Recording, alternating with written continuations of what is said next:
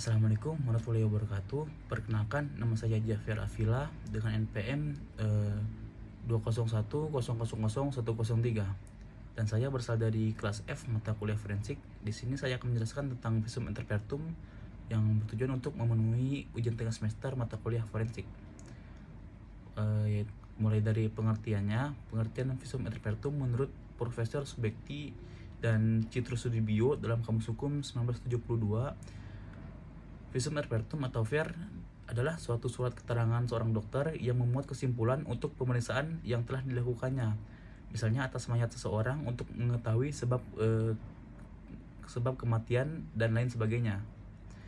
Nah, keterangan tersebut diperlukan oleh hakim guna proses peradilan. Lalu pengertian yang kedua oleh Abdul Munim Idris tahun 2015, visum et repertum atau VER adalah suatu laporan tertulis dari dokter yang telah disumpah tentang apa yang dilihat dan ditemukannya pada barang bukti yang diperiksanya, serta memuat pula kesimpulan dan pemeriksaan tersebut guna kepentingan peradilan. Nah, untuk dasar hukum visum et repertum atau VER sendiri terdapat pada lembaran negara nomor 350 tahun 1937. Jadi jenis-jenis visum et repertum atau VER ini terbagi menjadi dua, yaitu berdasarkan sifatnya dan berdasarkan jenis tindak pidana yang dilakukannya. Untuk berdasarkan sifatnya, visum et repertum ini terbagi menjadi tiga, yaitu VER sementara, yang kedua VER lanjutan, dan yang ketiga VER definitif. Untuk VER sementara ini untuk VER sementara struktur visumnya lengkap tetapi belum disimpulkan dan dapat digunakan untuk bukti awal penyidikan. Jadi VER sementara ini diberikan setelah pemeriksaan dan ternyata korban tadi harus diperiksa dan dirawat lebih lanjut. Jadi VER sementara ini tidak dicantumkan kualifikasi luka karena masih dalam pengobatan dan atau perawatannya belum selesai. Yang kedua ada VER lanjutan. Nah, VER lanjutan ini hampir sama dengan VER sementara tadi.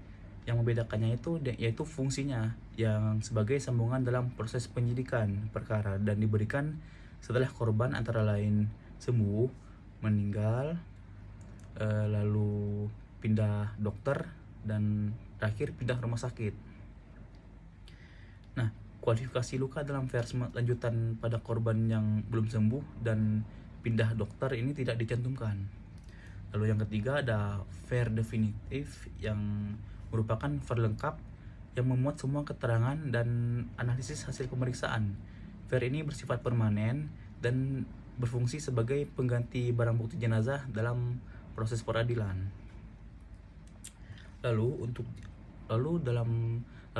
Yang berdasarkan jenis tindak pidana yang dilakukannya, VER ini terbagi menjadi 4. Yang pertama VER perlukaan, termasuk juga keracunan. Nah, pemeriksaan yang dilakukan oleh dokter forensik dalam VER perlukaan ini bertujuan untuk mengetahui penyebab luka atau sakit dan derajat lukanya itu segimana parahnya gitu.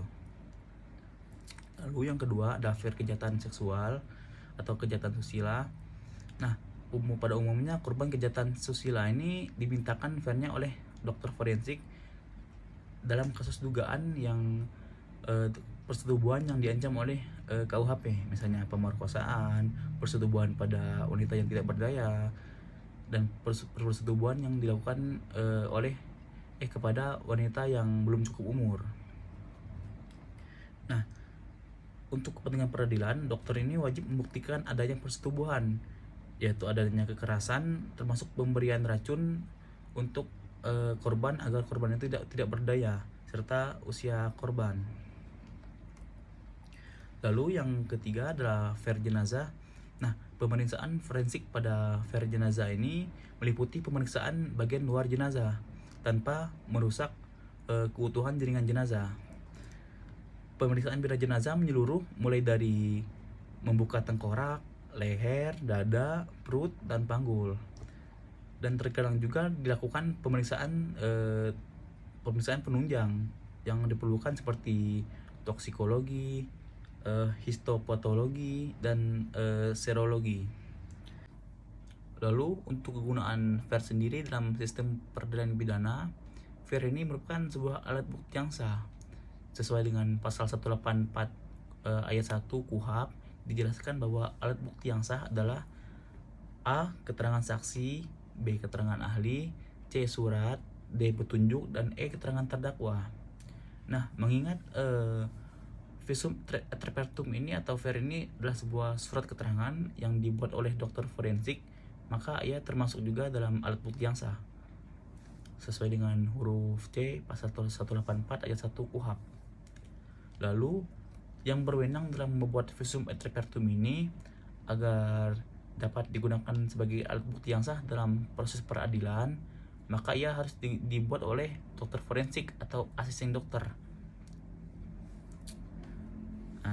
Sekian presentasi dari saya. Apabila ada kekurangan mohon dimaafkan. Saya akhiri. Wabillahi taufiq wal hidayah. Wassalamualaikum warahmatullahi wabarakatuh.